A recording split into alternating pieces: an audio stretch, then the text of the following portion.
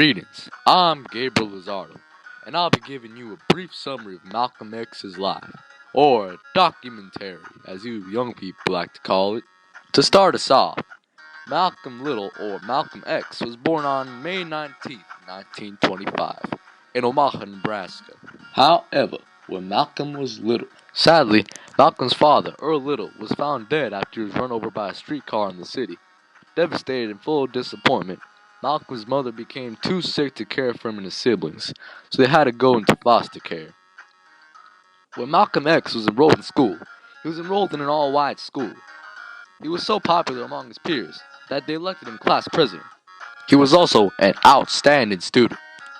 Malcolm was planning to become a lawyer, but he quit trying when his teacher told him he should become a carpenter. This drove him to sell drugs and be a street hustler. Back in the day, it was very popular among the ladies. But sooner or later, he was caught and sent to prison. During his time in prison, Malcolm read about a religion called the Nation of Iceland, a religion that said God was black and the real devil was a white person. After he finished his sentence and left prison, Malcolm X became an official member of Iceland, where he became the African American civil rights activist that we know today. He spoke for the voice of the African Americans' frustration and anger towards racial segregation. Malcolm X often disagreed with Martin Luther King's peaceful protesting methods, and he wanted to use any means possible, even if it meant that they had to be aggressive.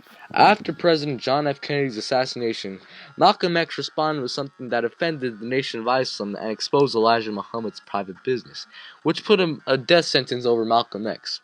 Sooner or later, Malcolm's house was bombed, but he wasn't hurt. He started receiving death threats over the phone, and he knew he would be killed someday. So, before he died, he reported the people who bombed his house to the police. Then, in one of the middle of his speeches, in a pep rally, he was gunned down by a man sent by Elijah Muhammad. In conclusion, Malcolm X contributed a great deal to the efforts of the African American civil rights movement. Thank you for listening to this short documentary, and I bid you farewell.